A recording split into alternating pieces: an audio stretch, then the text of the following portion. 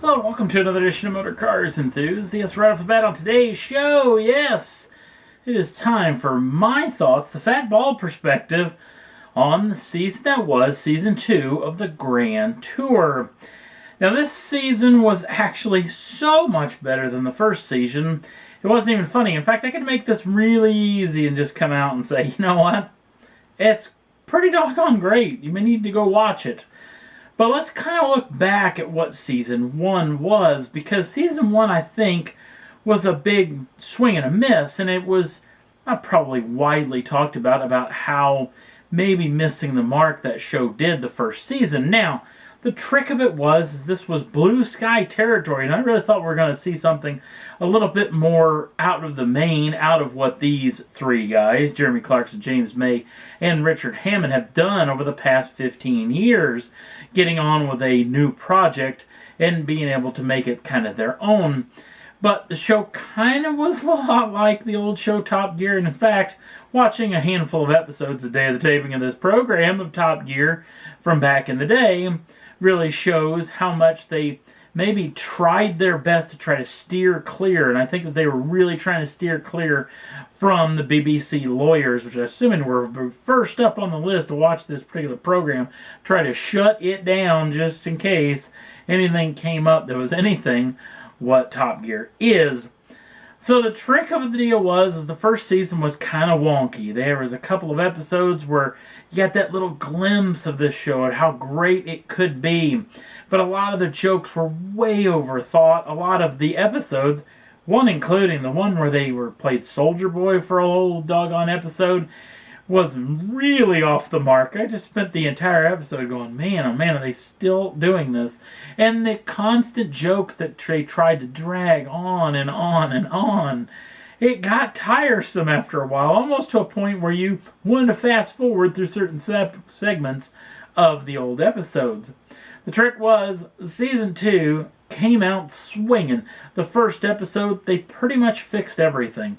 The celebrity segment is way better. Putting them in a Jaguar, even though it's kind of tough seeing that thing slinging all through the gravel and stuff like that. But getting two celebrities to go head-to-head, I really would love to see a leaderboard on that deal. But that probably is one of those things where may get in trouble with the old BBC for.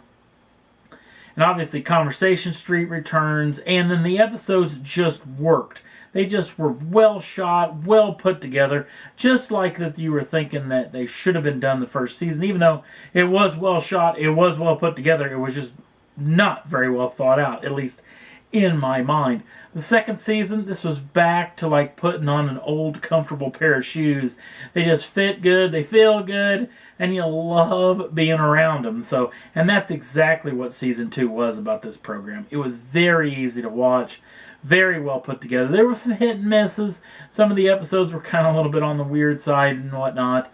Obviously, there's been a lot of changes. The American is out, and in is the young lady who is doing all the race duties. I thought they did a nice job. That was a big get, I think, about getting a young lady to drive those cars rather than just one of the melee of male race car drivers that are out there.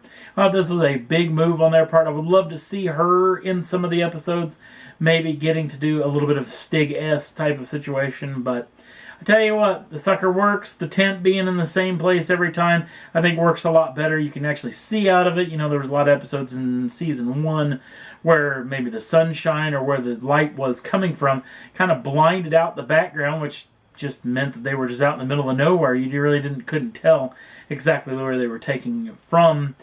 But again, the massive budget shows off. They went to some wild places and wandered all over this great world of ours. And I think these guys did a spectacular job. Season 2 is easily, you could probably put it up against any of the old Top Gear seasons to say it's just as good, maybe might be the best they've ever done. The season worked. It's great. If you haven't seen any of it, you need to go check it out. If you haven't seen Season 1, you could probably go without seeing Season 1 and just jump right into Season 2. Season 3, I think, is going to be just as good as what the Season 2 was.